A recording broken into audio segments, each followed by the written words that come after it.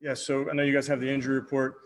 Just additional information on Austin Hooper. He has appendicitis, so he's having surgery today, having an appendectomy, but he's in good spirits. So we're going to be without Austin this week. With that, I'll take any questions. We are open for questions. That first question is going to go to Scott Petrick. Hey, Kevin, I don't know much about appendectomies. How long does that keep a guy out for?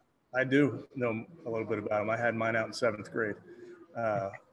But with Hoop, I don't know. He's out this week, Scott, and we'll update you as we get more information. So it's not an automatic IR thing? No. Okay, thank you. Thank you, Scott. Next up is Tom Withers. Thanks, Rob.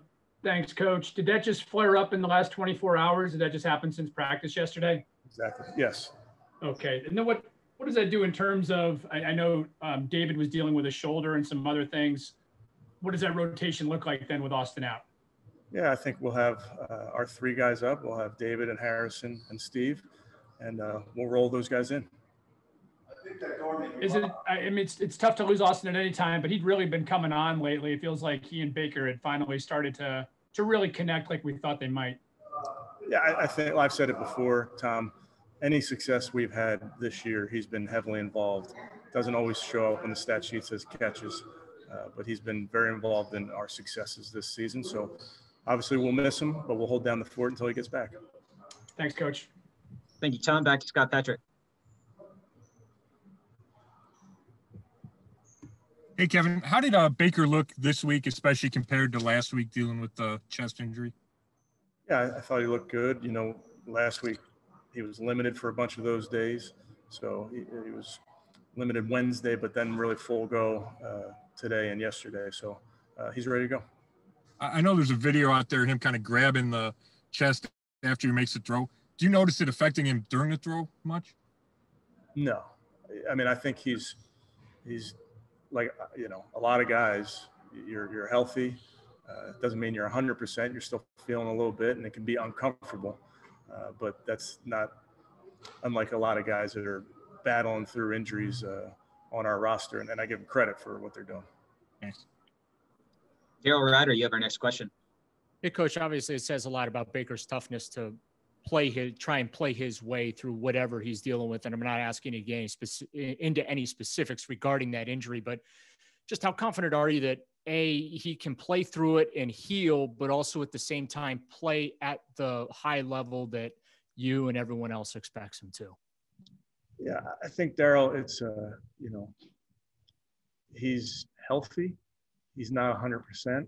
Like talking about a lot of the guys, he's pushing through it. It's, I think in week 7, no one's feeling 100%, but I have a ton of confidence in him. He's had a great week, and I think he'll be ready to go. And today the Bengals ruled out Joe Mixon, the running back.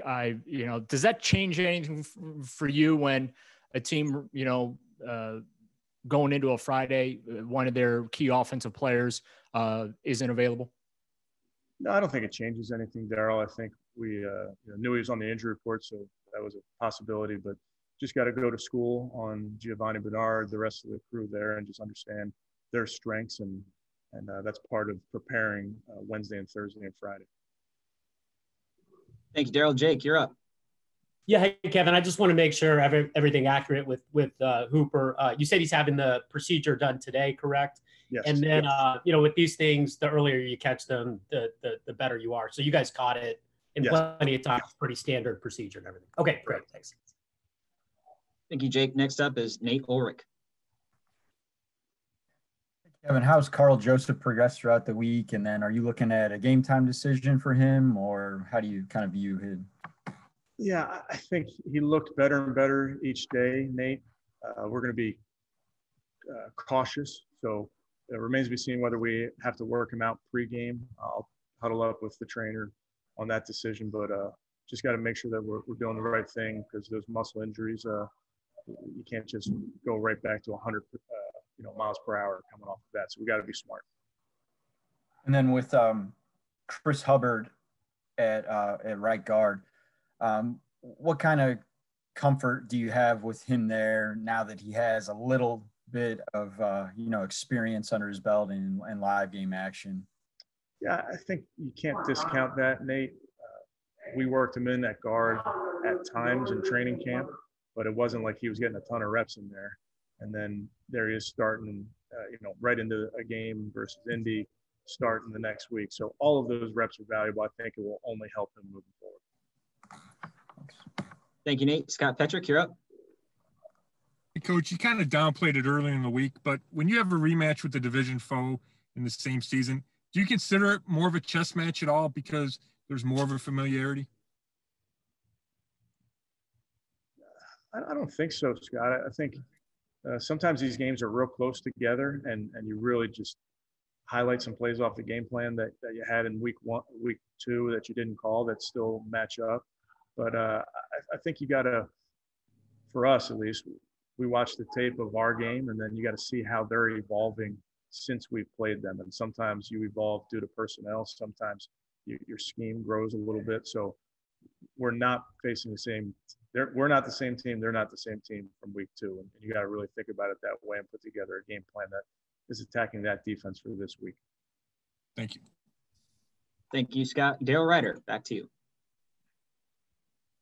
Hey, Coach, wanted to ask you about your 2 safeties, getting Ronnie Harrison back this week. And then I know Karl Joseph's questionable, but if he is able to go, what would it do for you to have those 2 guys back in that secondary? Yeah, Daryl, I think it's been really we've been fortunate to be playing a lot of guys in that back end, sometimes due to injury, which is not ideal, but guys are getting a ton of reps. So we're comfortable having multiple guys out there that can do different jobs. I think versatility is such a big part of depth. And I think those guys getting some reps early in the season have really paid off for us. But excited to get Karl back out there, another good player to add to the mix.